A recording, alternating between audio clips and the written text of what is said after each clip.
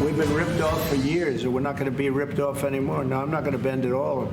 Aluminum or steel or cars, we're not going to bend. In the case of Canada, we're spending $200 billion a year to subsidize Canada. You know, the United States can't subsidize a country for $200 billion a year.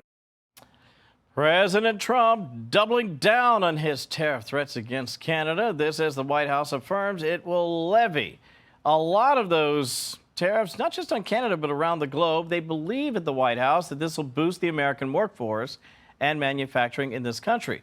Joining me now to respond to that and to discuss, Alberta, Canada's Premier, Danielle Smith. You know, I have to say, Premier, there is a sentiment here in Washington that you are a bit of a Trump whisperer, which is to say he appreciates very much your strong leadership. And I think he has this spot in his heart and in his mind that he has a carve-out mentality for what you're trying to do, because yours is a province that is very much in line with what this country wants to do, and that is bring energy to both of our countries. I think that Alberta has such a great partnership with the U.S. on their energy dominance aspiration, and I'm glad that message has gotten through. And it's not just me. You've got some great secretaries who are making that case. You also have the American Petroleum Institute and the Refiners Association and our cross-border pipeline companies.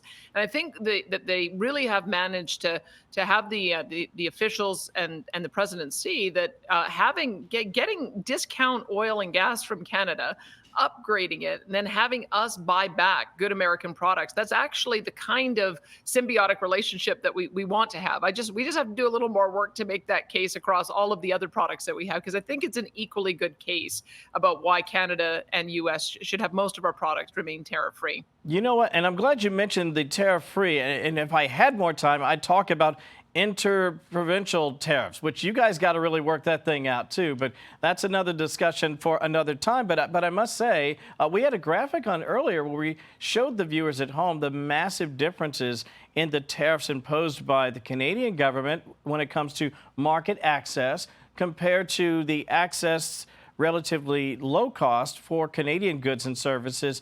Can you understand why the White House might be pretty keen on fixing that imbalance? Certainly on dairy products. We have several commodities, dairy and chickens, turkeys and eggs, that are supply managed. It's not really the culture of America to have a monopoly where you limit the amount of production on the producers in order to jack up the prices. But that is one of the reasons why Canada has had that is it's decades-long tradition, and it's part of the reason why our egg and dairy producers, they make the argument that allows them to be more viable. They tend not to sell internationally. It's a protected market. A little bit weird, I know, for the Americans. I don't think you've got anything like that, but it is unique, and I don't want anyone to be left with the impression that that is the way the vast bulk of goods are priced in Canada. 97% of our relationship is tariff-free. We've got a couple of issues that we've got to resolve around the supply-managed industries I mentioned, around timber, but I think that people should feel some confidence that we do have a tariff-free relationship that benefits both of us. I think the overwhelming majority of the industries that we share with the Canadians, as you point out, frankly, do have relatively modest tariffs, if anything at all. And there are carve-outs, by the way, within CUMSA or USMCA, which I think would help. And yet, there's a bit of Canadian pride that seems to be percolating, especially the more the president says things like, you know, if you can't pay your fair share, maybe you ought to just be a state. Let me share a little sound with the president. Get your reaction after this. To be honest with you, Canada only works as a state. It doesn't. We don't need anything they have.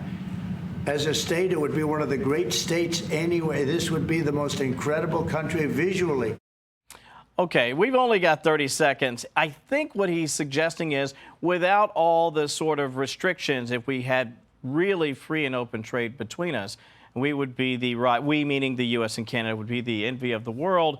But at the same time, he may not be going about it in a way that, let's just say, lands well with my friends in Canada.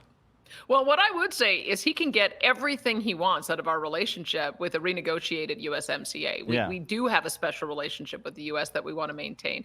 And there's all of the voices of the subnational governments, myself included, are trying to address that issue of our 2% NATO commitment. We know that that's a source of aggravation for the United States. We know Yes. we haven't been meeting that target. We know that the timeline is not aggressive enough. And I can tell you, we are unified in saying we've got to match the Americans on that. It's one of the expectations. And we have to do it for our own self-interest as well. So that is very much a comment or an active lobbying campaign in our country. And I hope we are able to meet that commitment. I hope so too, and I think a lot of people certainly feel that that's something that can happen. Although a lot of conservatives in the country are like, hey, if Alberta wants to join, the water's just fine.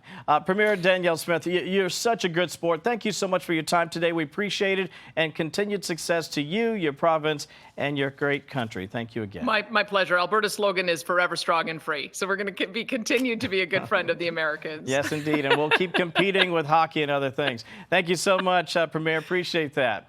Hey everyone, I'm Emily Campagno. Catch me and my co-hosts Harris Faulkner and Kaylee McEnany on Outnumbered every weekday at 12 p.m. Eastern, or set your DVR. Also, don't forget to subscribe to the Fox News YouTube page for daily highlights.